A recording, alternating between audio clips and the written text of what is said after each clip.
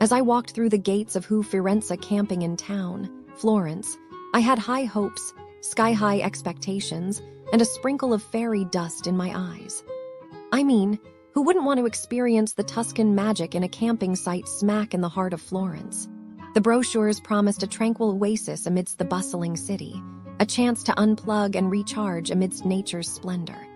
But, oh dear heavens, what a cruel, cruel lie that was. From the get-go, I was slapped with a harsh reality check. The pitches were cramped, tiny, and almost laughable. I mean, seriously, who thought it was a good idea to cram tents and caravans like sardines in a can? It was like they took all the charm and character of Florence, threw it into a blender, and hit puree. I felt like a hamster in a tiny cage, suffocating under the weight of my own disappointment. And don't even get me started on the noise. Oh, the noise. It was like they decided to build a camping site right next to a train station, a military base, and a construction site. The cacophony of sounds was a constant reminder that I was not, in fact, in a peaceful Tuscan paradise, but rather in some sort of auditory hell. The military music in the morning, more like military torture. And the trains. Forget about it. I swear, I've heard quieter freight trains rumbling through the countryside. But I thought maybe, just maybe, the facilities would redeem this whole debacle. Oh, how wrong I was. The shower facilities. A breeding ground for mold and bacteria. It was like they took all the worst parts of a public restroom and merged them into one glorious mess. I half expected to see a sign that said, "Abandon all hope, ye who enter here." And the temperature? Forget about it. It was like they decided to punish us for some unknown sin, forcing us to choose between scalding hot and freezing cold water.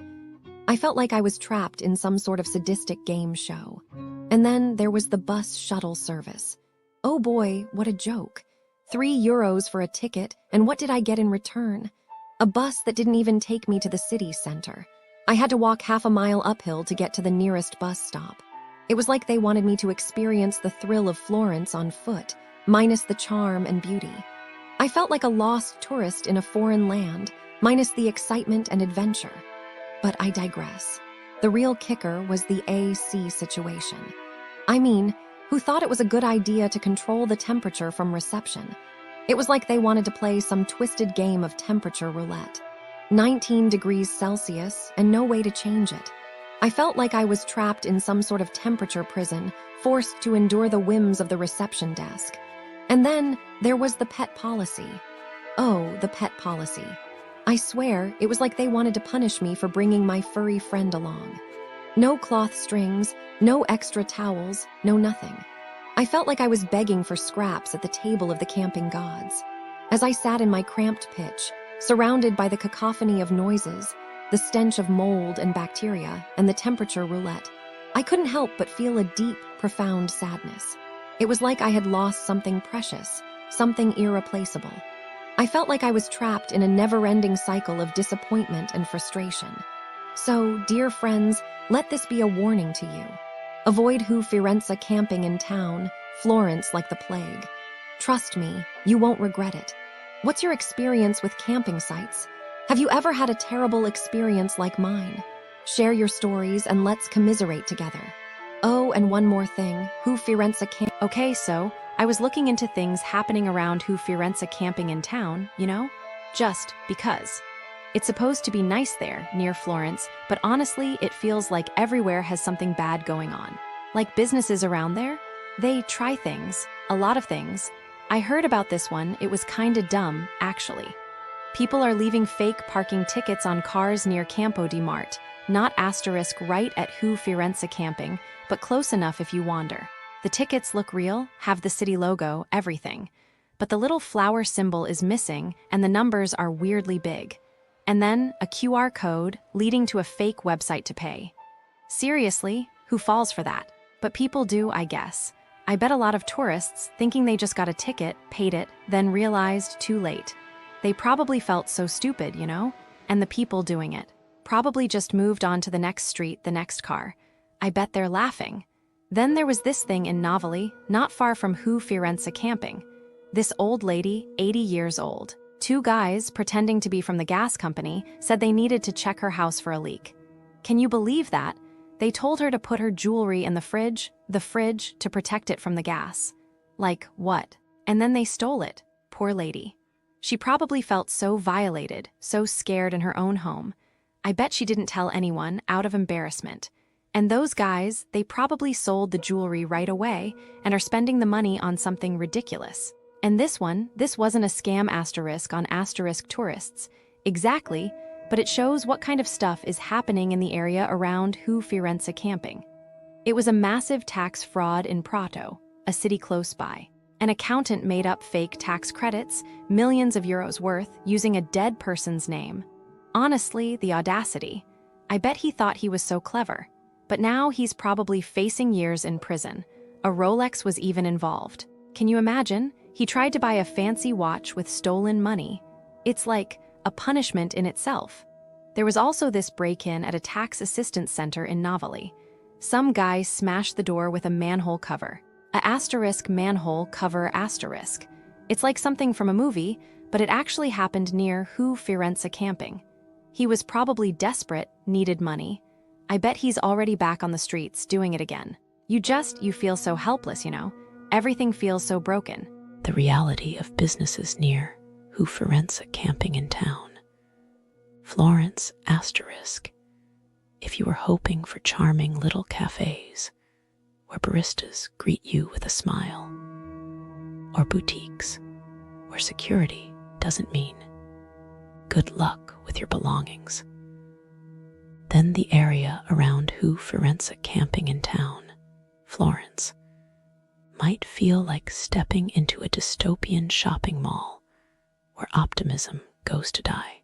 Let's begin with the shopping experience, or more accurately, the theft experience. Businesses near Hu seem to operate under the assumption that tourists enjoy a thrilling game of, will my car still be intact when I return? The Mall Firenze, for instance, has perfected the art of looking like a luxury outlet while functioning as a predator's paradise. Multiple reports of cars being broken into, suitcases stolen, and security so non-existent you'd think they hired ghosts for surveillance. One visitor parked behind Prada, yes, Prada only to return to a shattered window and their luggage gone. The lack of cameras in the parking lot is either a cost-cutting measure or a deliberate strategy to keep local thieves employed. Either way, if you visit, consider renting a decoy car. But even if you make it inside the mall unscathed, prepare for disappointment dressed in designer labels. Discounts, more like barely noticeable markdowns, on items that might as well be full price. A pair of Todd's sandals from 2018, still demanding €360. That's not an outlet. That's a museum where you pay for the privilege of being underwhelmed. And don't even think about asking the Valentino store staff for help, unless you enjoy being ignored while they usher in their friends ahead of you. Now, let's talk about relaxation, or rather, the cruel joke that passes for it at Relax Firenze. Imagine paying for a deep tissue massage and receiving what can only be described as lightly tapping a keyboard with your eyes closed. The reviews read like therapy sessions for the traumatized. Massages cut short. Therapists who may or may not have learned their skills from a YouTube tutorial. And music so loud you'll leave more stressed than when you arrived. If this is relaxation, then a dentist's chair is a spa day. Coffee lovers, brace yourselves. Ditta Artigianil is where hospitality goes to die. Arrive at the posted opening time. Too bad, the staff operates on Florentine Standard Time, which translates to whenever we feel like it. Once inside, be prepared for a masterclass in how not asterisk to run a cafe. Dead flies in coffee, orders mysteriously skipped, and waiters who enforce seating rules like it's a boarding school. One solo traveler was told they couldn't sit at a 2-person table because, apparently, loneliness is against policy. And if you're Asian, buckle up for some playful cashier bullying, like marking your banknotes with a pen while laughing. Charming. Nightlife near Hu is less dancing under the stars and more paying for the privilege of being scammed. Hotel Firenze has perfected the art of financial confusion. The exit pass system is so convoluted you'd need a law degree to navigate it. Lose your pass. Congratulations, you're now a prisoner. Expect to pay twice for the same drink.